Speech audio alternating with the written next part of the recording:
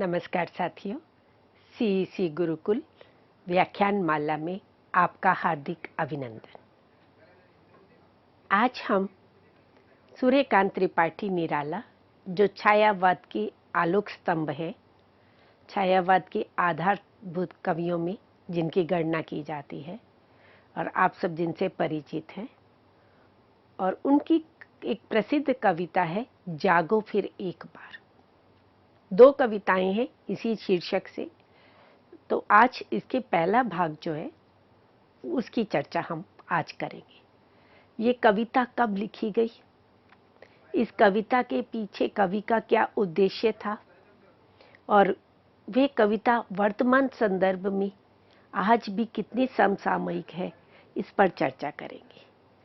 क्योंकि जब कोई बड़ा कवि रचना करता है तो वह केवल अपने युग की ही अभिव्यक्ति नहीं होती है, वह कविता सार्वजनिक, सार्वकालिक, सार्वदेशिक होती है। जागो फिर एक बार कविता भी इस तरह से कालजयी कविता के रूप में जानी जाती है, जो आपके पाठ्यक्रम में निर्धारित है। तो पहले तो हम बात करेंगे निराला जी के व्यक्तित्व को लेकर, उनके काव्य की जो विभिन्न प्रवृत्तियां हैं, कैसे उनकी कविता का स्वर बदलता चला जाता है, विभिन्न सोपानों को पार करती हुई कविता कैसे परिष्कृति को प्राप्त हुई, इस पर चर्चा करेंगे। और उनकी कविता में राष्ट्रीयता का स्वर कैसे दिखाई देता है, इस पर चर्चा करते हुए पृष्ठभूमि के रूप में फिर हम जागो फिर एक बार कविता की बात करेंगे। निराला आधुनिक हिंदी साहित्य के आलोक स्तंभ माने जाते हैं। उनका व्यक्तित्व बड़ा ही असाधारण रहा है। ऊपर से देखने में वे भले ही कठोर लगे, विद्रोही वृत्ति के लगे, परंतु भीतर से उनका हृदय उतना ही संवेदनशील, उतना ही कोमल था, जो किसी भी पीड़ित व्यक्ति को देखकर, कष्ट में देखकर व्यक्ति को पिघल उठता था। तो अद्भुत व्यक्तित्व से संपन्न थे। अपना जीवन उनका संघर्षों में बीता।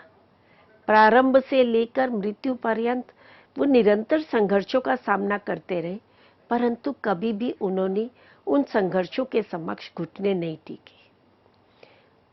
उनके स्वभाव में परस्पर विरोधी व्यक्तित्व भी दिखाई देता है।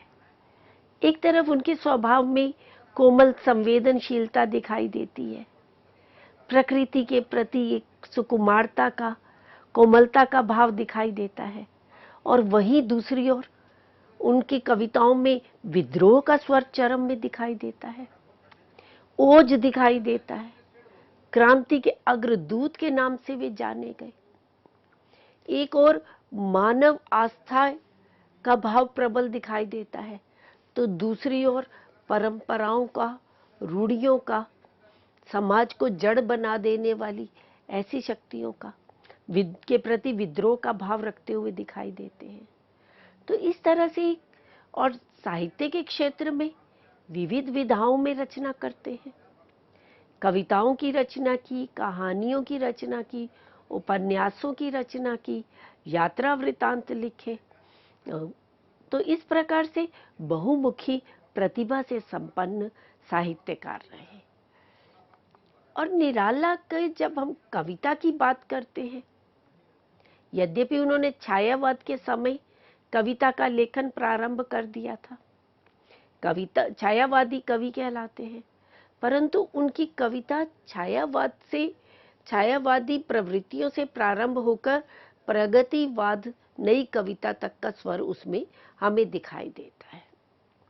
उनकी कविता एक और स्वच्छंदता की प्रवृत्ति को लिए हुए है, नवीनता को भी धारण किए हुए है, और प्रगतिशील भी है। वास्तव में उनकी कविताएं छायावाद और छायावादोत्तर दोनों धाराओं को एक नवीन अर्थवत्ता, एक नवीन उदात्तता, एक नवीन व्यापकता के साथ युग दृष्टि प्रदान करते हैं। इनके काव्य में सौंदर्य, कल्पना और श्रृंगार की त्रिवेणी दिखाई देती है।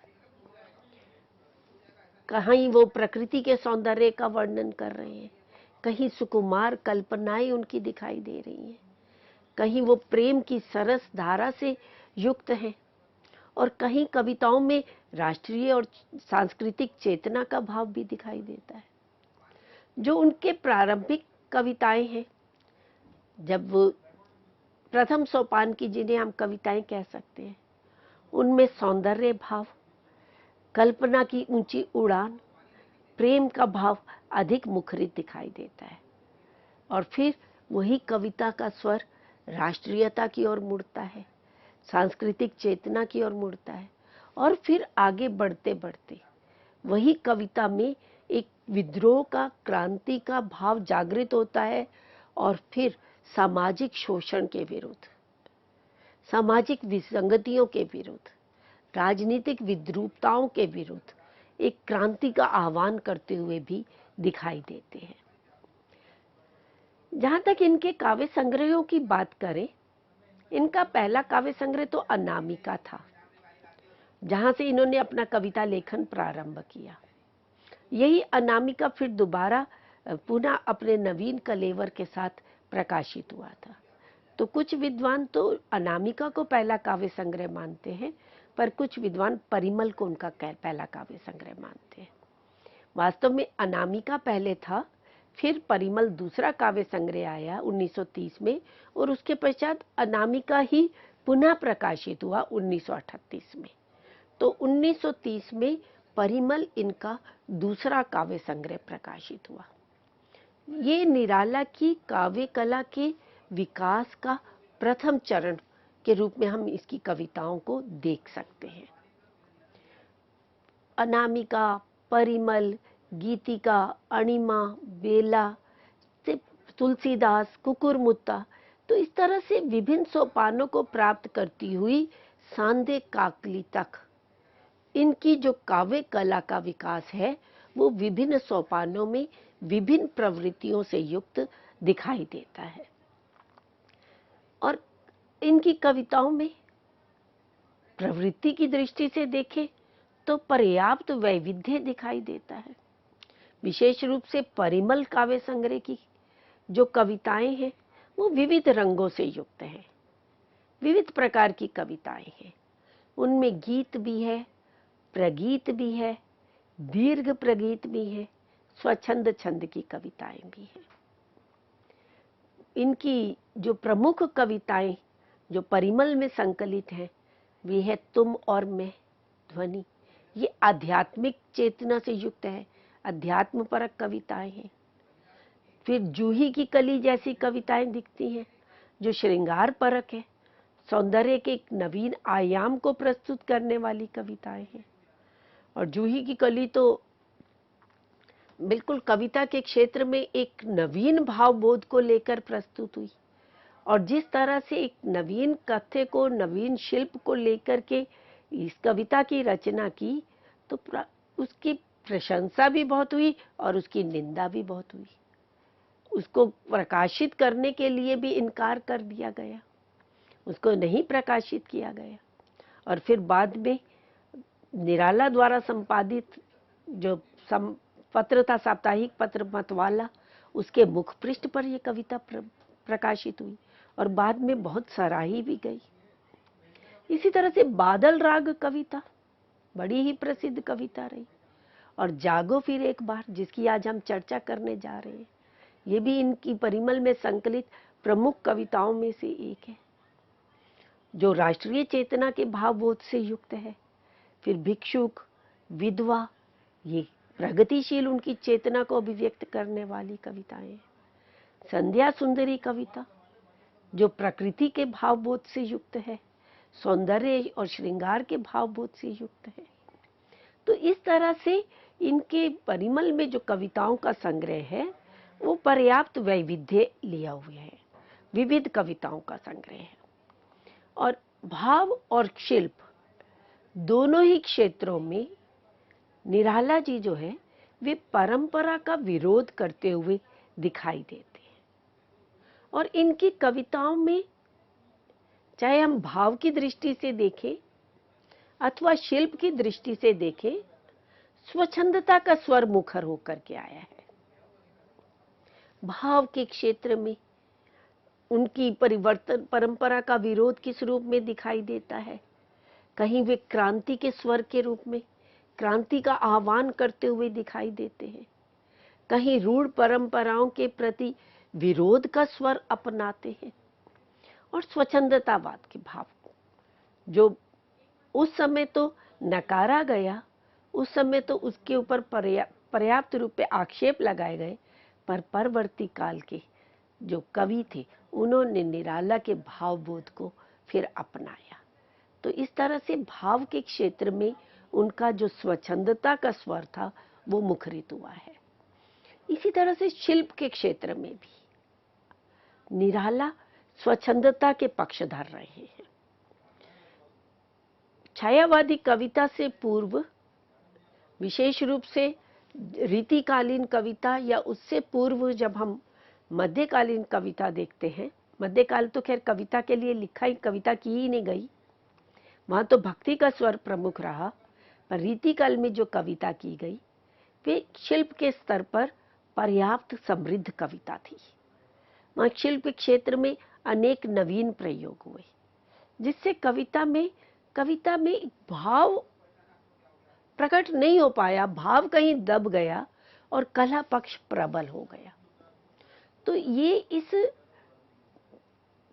कला के बंधन से, शिल्प के बंधन से कविता को मुक्त करने की बात निराला ने इस परिमल काव्य संग्रह की भूमिका में कही। छंदों के बंधन से मुक्ति की बात करते हैं, तो जिसके लिए वे मुक्त छंद, एक नया छंद लेके आते हैं, तो इसलिए निराला को मुक्त छंद का जन्मदाता भी कहा जाता है। परिमल जो काव्य संग्रह है उसकी भूमिका में ही वे मुक्त छंद के विषय में कहते हैं कि मनुष्य की मुक्ति की तरह कविता की मुक्ति होती है।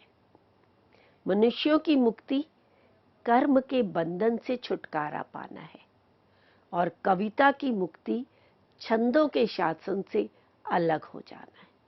तो कविता को छंदों के बंधन से, अनुशासन से मुक्त किया जाए, यह इनकी स्वच्छंदतावादी प्रवृत्ति थी और इसीलिए इन्होंने मुक्त छंद की परिकल्पना की, जो प्रारंभ में स्वीकारा नहीं गया, पर बाद में मुक्त छंद में अधिकांश कवि कविता करने लगे और आज सर्वाधिक मुक्त छंद में ही कविता की जाती है।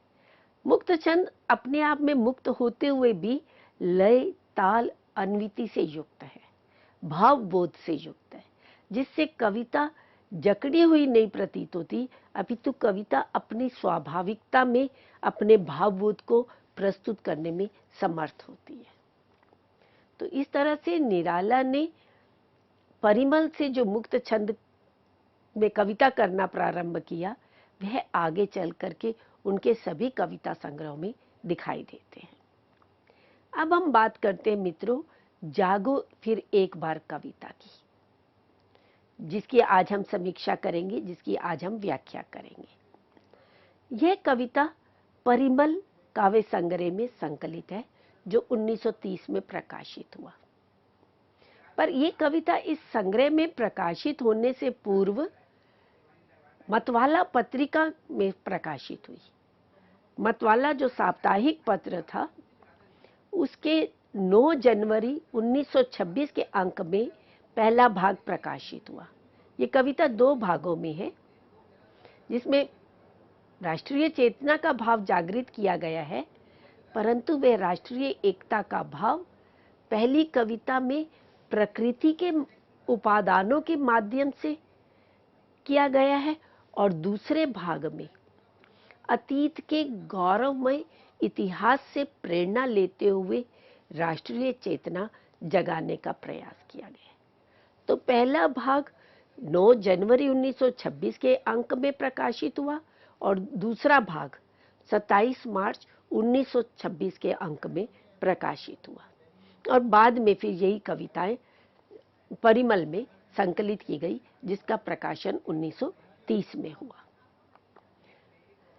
राष्ट्रीय चेतना परक निराला ने अनेक कविताओं की रचना की। कुछ कविताएं ऐसी हैं जिनमें वे अपने अतीत की गौरवमयी इतिहास की प्रस्तुति करते हैं और उस इतिहास से प्रेरणा लेते हुए वर्तमान को प्रबोधित करते हैं।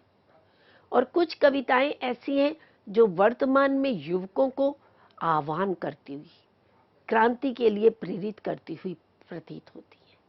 तो उनकी प्रमुख कुछ जो राष्ट्रीय चेतना परक कविताएं हैं, उनमें हम देख सकते हैं, प्रिय मुद्रित दृग खोलो, जागो जागो आया प्रभात, बीती बीती वह अंधरात, भारती जय विजय करे, क्या ये वही देश है, महाराजा शिवाजी का पत्र आदि। तो ये इनकी राष्ट्रीय चेतना परक कविताएं हैं। और निराला की कविताओं में जो राष्ट्रीयता का स्वर दिखाई देता है, जो सांस्कृतिक चेतना का स्वर दिखाई देता है, उसके विषय में हिंदी साहित्य के प्रसिद्ध आलोचक इतिहासकार भगीरथ मिश्र ने कहा कि निराला की अधिकांश कविताओं की पृष्ठभूमि में राष्ट्रीयता का रंग मिलेगा। किसी दलगत राजनीति, बंधी बंधाई विचारधारा या वाद, राष्ट्र की संस्कृति और भौगोलिक सीमाओं तक ही उनकी राष्ट्रीयता सीमित थी, सो बात नहीं। वह तो देश देशांतर की समस्त सीमाओं को लांघकर उसके व्यापक स्वरूप को स्पष्ट करने वाली थी। तो इस तरह से निराला स्वयं भी किसी वाद में नहीं बंधे, किसी दलगत राजनीति में नहीं बंधे, और ना ही उनकी कविता को हम किसी वाद में बांध सकते हैं। कहे कि ये कविता छायावादी प्रवृत्ति से युक्त है, ये कविता प्रगतिवादी प्रवृत्ति से युक्त है, या इस कविता में राष्ट्रीय सांस्कृतिक चेतना। वो विभिन्न भावबोधों को लेकर के कविता में अपने भावों की प्रस्तुति करते हैं।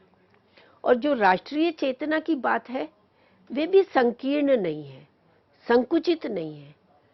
उनकी राष्ट्रीयता भी कोई जातीय चेतना नहीं है।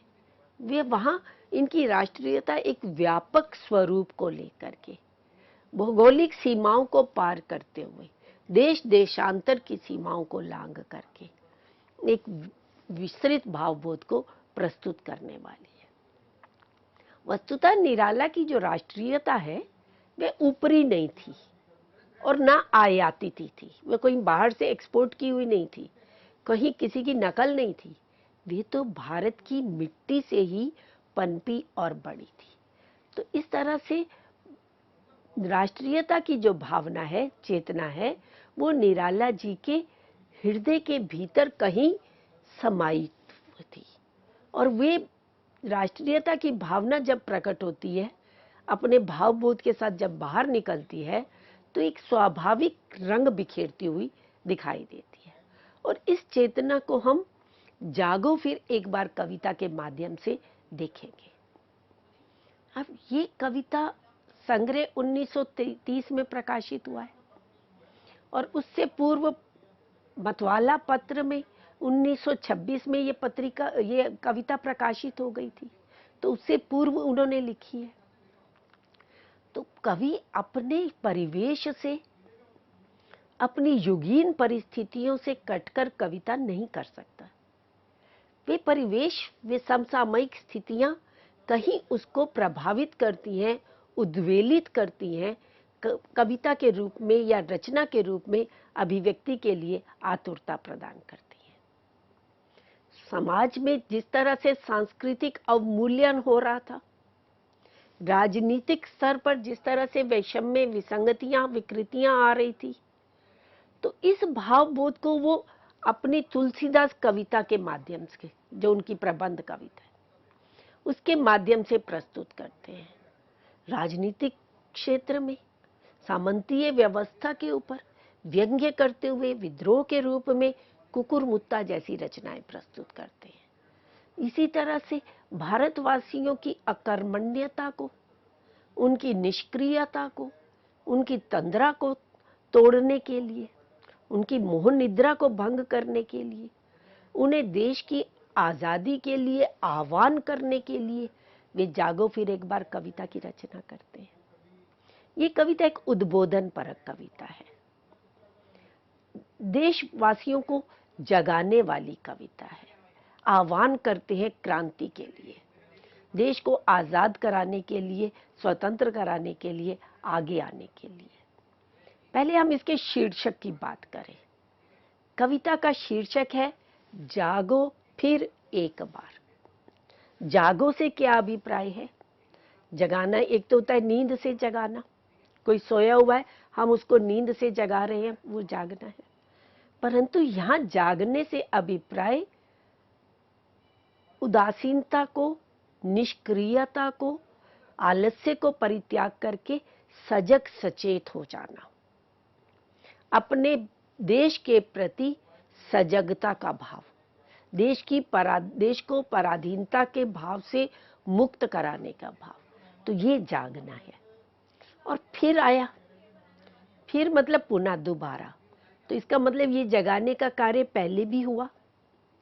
तो जब जब भारत पराधीन हुआ है, जब जब संकट आया है, तो भारतवासी जब जब उदासीन हुए हैं या अपने कर्तव्य से विमुख हुए, तो उन्हें जगाने का प्रयास किया गया और वे जागे और जगे, हम जगाने लगे विश्व को। तो इस तरह से विश्व को जगाने का कार्य भी किया।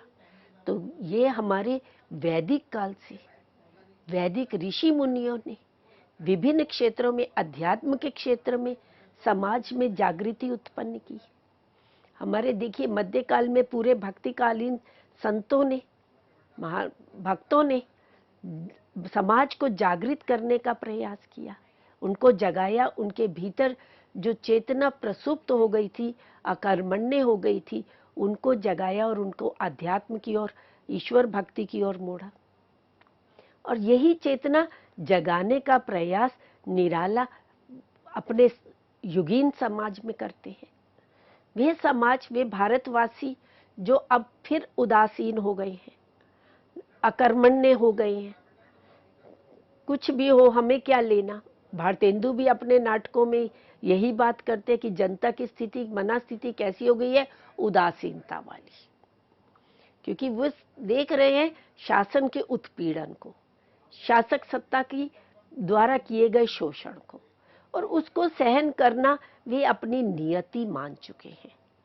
तो इस नियति से बाहर निकलना और उनके भीतर आत्मविश्वास जगाना, आत्म गौरव का, स्वाभिमान का भाव जगाना, ये तत्कालीन अधिकांशतः साहित्यकारों ने किया।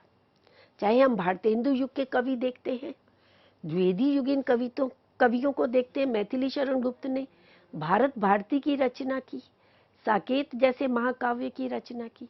फिर छायावाद में हम देखते हैं प्रसाद, बीती विभावरी जागरी, उठ उठरी लघु लोल लहर जैसी कविताओं की रचना करते हैं, लंबी कविताओं की रचना करते हैं।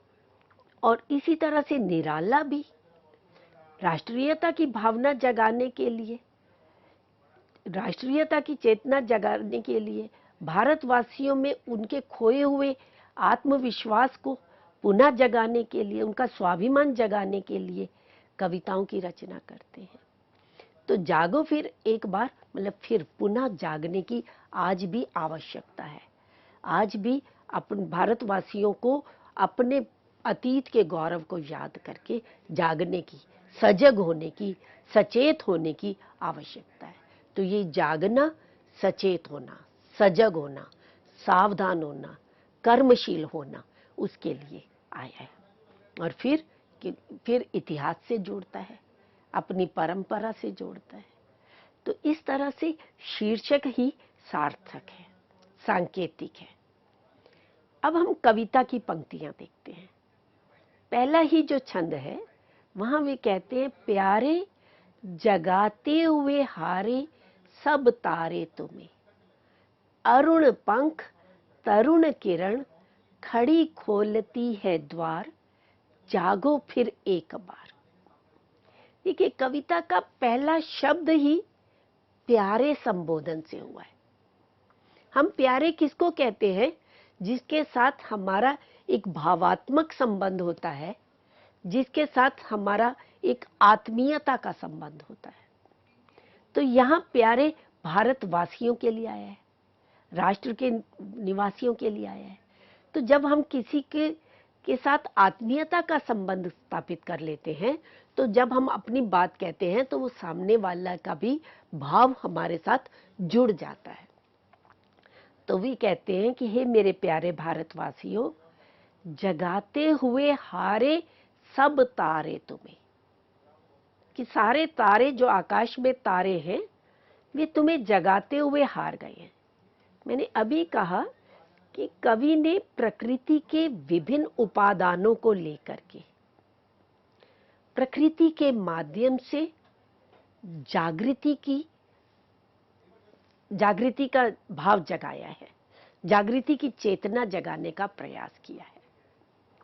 आकाश में तारे आते हैं और तारे क्या करते हैं, रात के अंधकार को दूर करने का प्रयास करते हैं। तारों के प्रकाश से रात्रि का अंधकार दूर होता है। तो इसी तरह से भारतवासियों के मन में जो एक निराशा का भाव जागृत हो चुका है, उनके मन में जो एक विषाद अवसाद का भाव जागृत हो गया है, तो इस अवसाद को, इस निराशा को दूर करने का प्रयास अनेक हमारे राजनेताओं ने किया, समाज सुधारकों ने किया, स्वतंत्रता सेनानियों ने किया। वे अपने अपने स्तर पर भारतवासियों को जगाने का, कर्मण्य होने का प्रयास करते रहे, परंतु वे प्रयास करते करते हार गए। तो हारे सब तारे तुम्हें। अब ये तारे प्रतीक है, तारे सांकेतिक है। ये तारे प्रतीक हैं उन समाज सुधारकों के, उन स्वतंत्रता सेनानियों के, उन राजनेताओं के जो देश में कर्मण्यता का संदेश लेकर के आए हैं, जो देशवासियों को पराधीनता से मुक्त कराने के लिए आए हैं। तो वे देशवासियों को जगाने का प्रयास कर रहे हैं, परंतु अपने अपने लेवल पर वो प्रयास कर रहे थे, करके हार गए। परंतु देश के युवकों में, देशवासियों में वो स्वतंत्रता की लहर जागृत नहीं हुई। अरुण पंख तरुण किरण खड़ी खोलती है द्वार। तो अरुण पंख है सूर्य की किरणें। सूर्य जब प्रातः काल में उदय होता है तो उसकी जो प्रारंभिक प्रकाश है वो अरुणिमा लिया हुआ होता है, लाल रंग लिया हुआ होता है।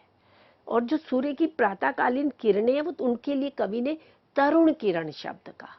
और वो तरुण किरणें किस पर सवार होके आ रही हैं? लालिमा युक्त पंखों पर सवार होकर, उन पंखों के सहारे आ रही है। तो वो चल के आ रही हैं, तो तरुण किरणों में एक गतिमयता है, एक प्रवाह है, एक क्रियाशीलता है। और ये किरणें क्या संदेश लेकर के आ रही हैं? खोलती है द्वार। किसका द्वार खोल रही है? स्वतंत्रता का द्वार खोल रही है। तो ये किरण हमें स्फूर्ति का संदेश लेकर के आई है, उत्साह का संदेश लेकर के आई है, कर्मशीलता का संदेश लेकर के आई है। तो वो तुम्हारे लिए द्वार खोलकर खड़ी हैं। तो इस प्रकृति से प्रेरणा लेकर के जागो फिर एक बार। तो कविता का प्रारंभ रात्रि से होता है, और रात्रि से फिर किस तरह से प्रभात होती है, और प्रभात में सूर्य की पहली किरण कैसे भारतवासियों को जागृति का संदेश देती है, उसकी ओर संकेत करते हैं। तो इसी कविता को हम आगे अपने व्याख्यान में जारी रखेंगे। तो अभी आज के इस व्याख्यान को हम यहीं समाप्त करते हैं और अगले व्याख्यान में इसी कविता की व्याख्या प्रस्तुत करेंगे। धन्यवाद।